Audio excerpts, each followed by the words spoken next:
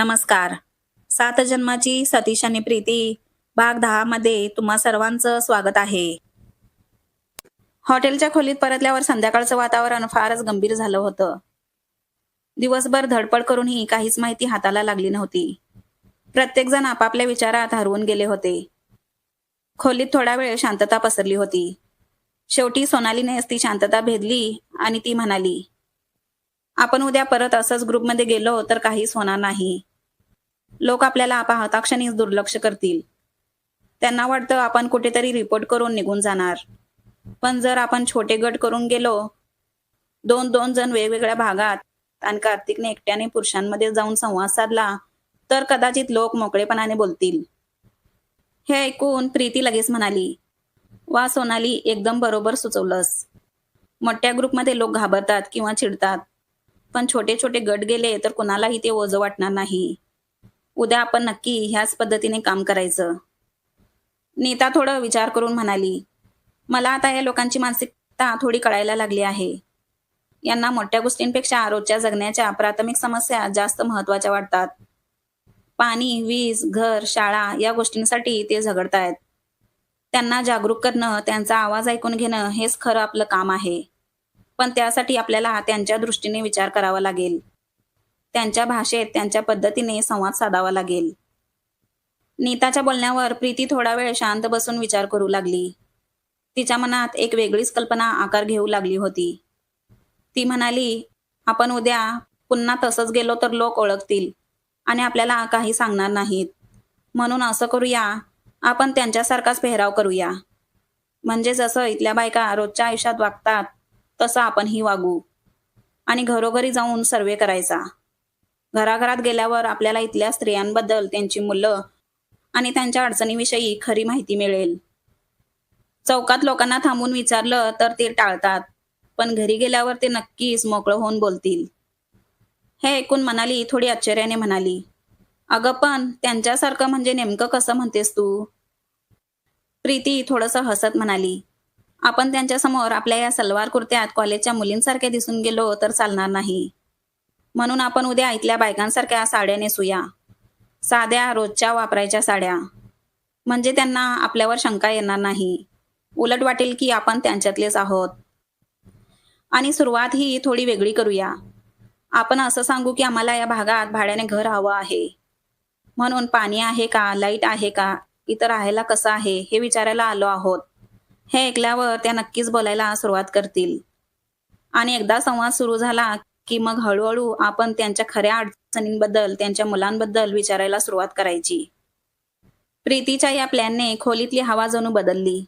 जिथं काही वेळापूर्वी फक्त निराशा आणि ताण होता, तिथं आता एक आशेची नवी किरण चमकू लागली. कार्तिकही प्रीतीचं बोलणं ऐकून उत्साहाने म्हणाला, हे एकदम बरोबर आहे. आपण उद्या नक्की असंच करायचं. मी पण इथल्या पुरुषांसारखा पोशाख करून चौकात जाऊन त्यांच्यासोबत बसतो. तिथं रोज जमणाऱ्या लोकांशी सहज बोलता येईल. आणि इथं काही तरुण मुलं असतील जी कॉलेजला जात असतील, त्यांच्याशी गप्पा मारल्या तर त्यांच्याकडून पण भागातील खरं चित्र मिळेल. त्यांच्या नजरेतून आपल्याला वेगळी माहिती मिळेल. कार्तिकचं म्हणणं ऐकता सगळ्यांनी एकमेकांकडे पाहिलं आणि एकदम मान डोलावत म्हणाले, बस, मग ठरलं तर.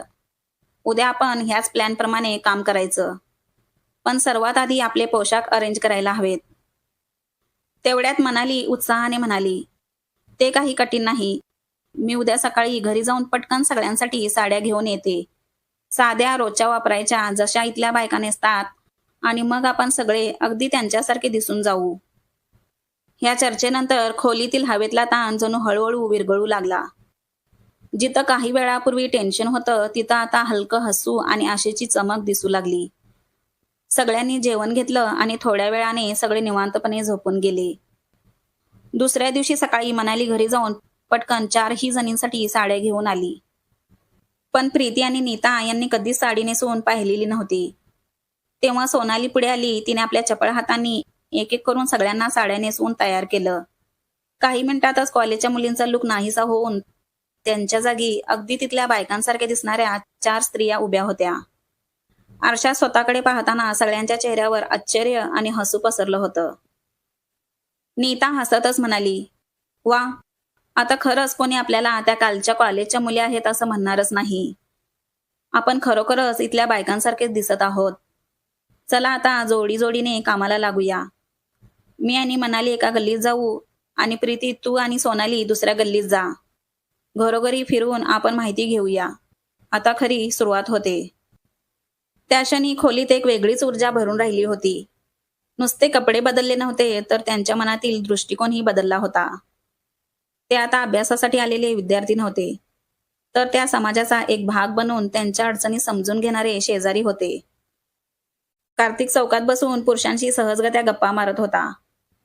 सुरुवातीला त्यालाही लोक थोडे कचरले होते, पण कार्तिकच्या साध्या पोशाखामुळे आणि सहज बोलण्यामुळे हळूहळू ते मोकळे झाले.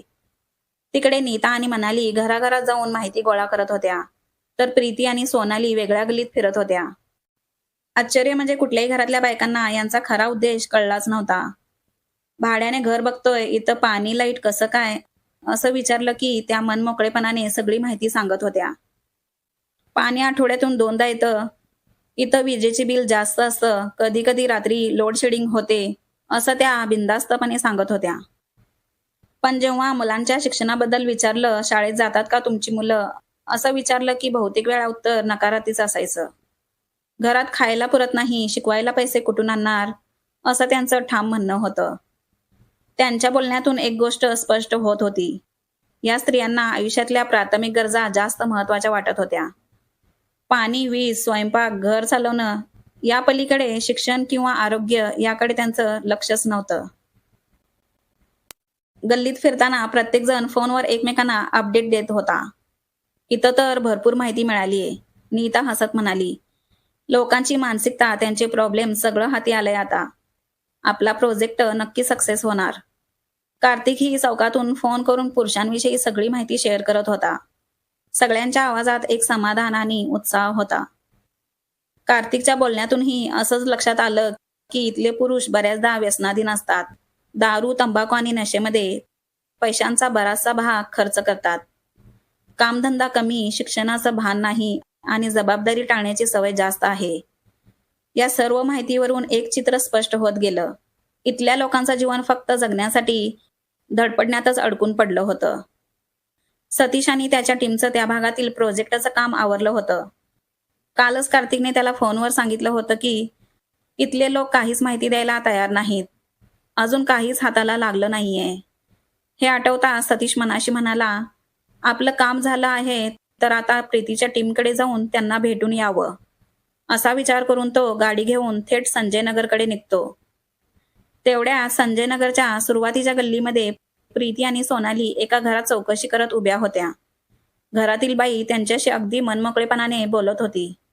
हळूहळू आवाजात ती पाणी, वीज, मुलांचे शिक्षण याविषयी बोलत होती. प्रीती त्या बाईला समजावून सांगत असते, तुम्ही मुलांना शिकवलं पाहिजे. त्यांचं भविष्य उज्ज्वल व्हायला हवं आणि तुमचं आरोग्य सुद्धा तितकंच महत्वाचं आहे.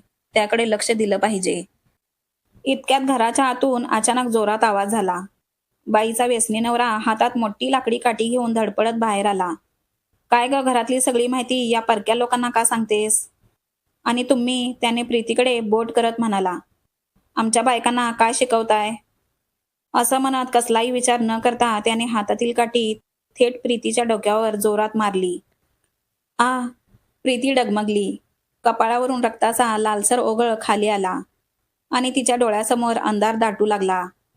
सोनाली ओरडत असते, हे काय केलं तुम्ही? का मारलं हिला? तेव्हाच रस्त्याच्या वळणावरून एक गाडी संजयनगरमध्ये शिरली. स्टेअरिंगवर सतीश.